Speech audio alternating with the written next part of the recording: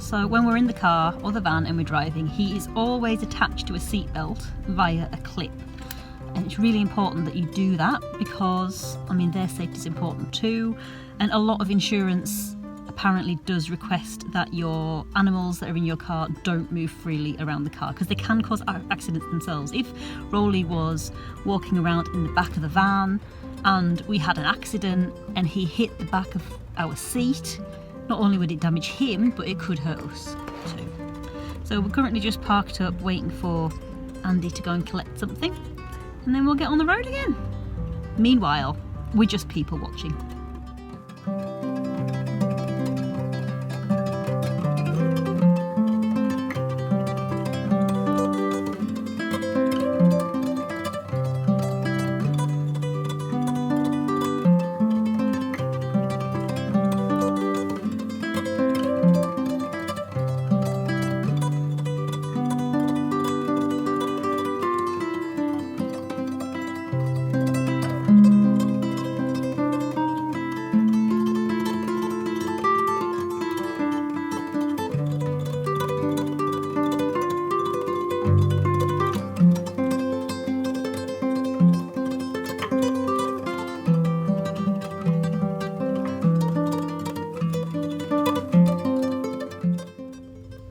So just talking about his car setup, this is actually a dog travel bed that we got from Halfords, but you can get them anywhere, and it's got this attached to it. So this attaches to the seat belt behind it, and you can clip your cat or dog to that.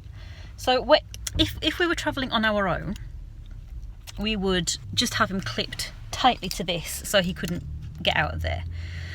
But what we do when we're traveling and, you know, if Andy's driving and I'm in the passenger seat, we have extended Rollie's Rollie's leash, so it's clipped into his seatbelt. Oops. And then clipped into him. So if he wants to, you know, jump onto my lap, he's still secured on his seatbelt, but he is safe.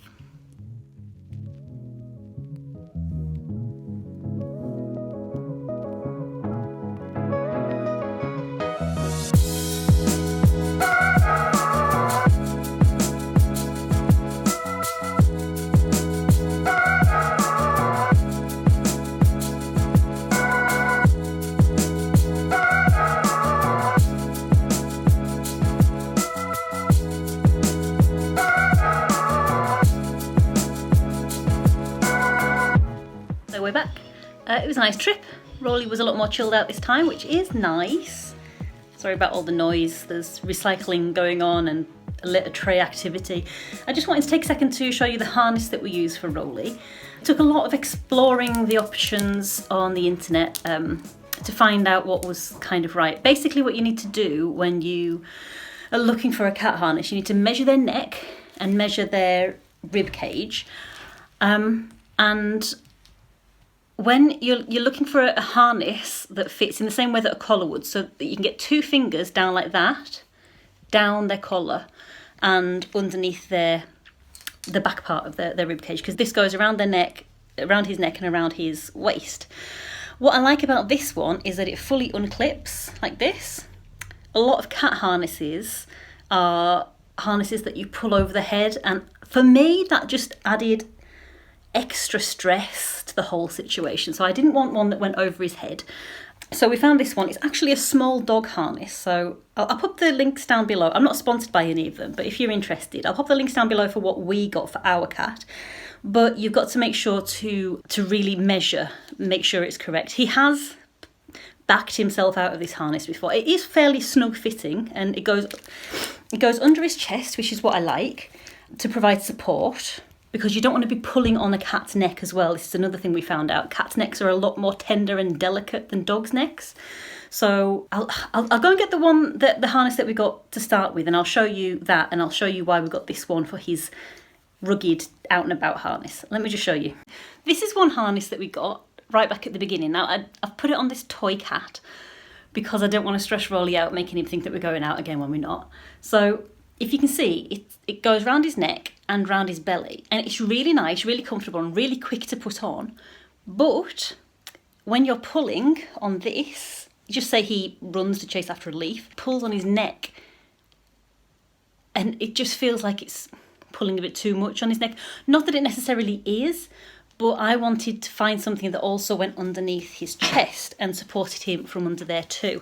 So I'll show you how the puppy dog harness fits. So here's the other one, and you can just see it goes underneath his chest. It feels like it's spreading the load over his kind of chest area, and the kind of area that you'd be picking him up with when you lift him.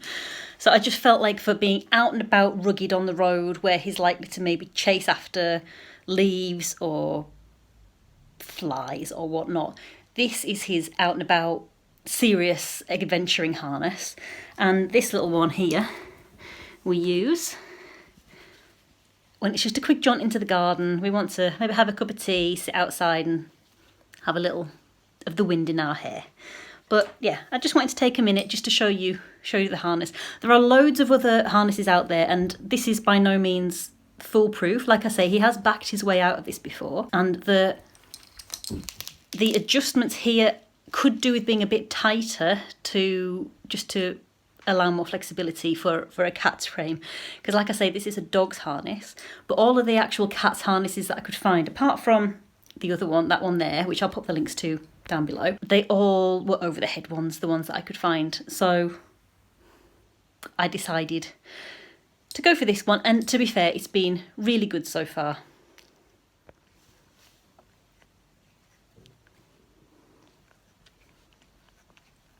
So before I go, I'm just going to leave you with a few tips on introducing your cat to a harness. So whenever you present the harness, present treats as well at the same time, so they know it's not a punishment, because it will feel weird the first time that they try a harness on. So lots of treats, lots of encouragement, and also don't expect a lot the first few times that you do it. So try them around the house for 2 minutes, then take the harness off. Lots of treats as well. And then the next day maybe try them around for 5 minutes, lots of treats, and then take it off. Lots of encouragement, lots of praise, like lots of little steps. Don't expect to be able to get a cat, get a harness, put the harness on, take them outside on adventures, because it's going to stress them out. So lots of little steps, lots of encouragement, lots and lots and lots of treats. That is the key. I mean, we've been doing this for a few months now, and he's only just starting to get properly used to being out in his own garden.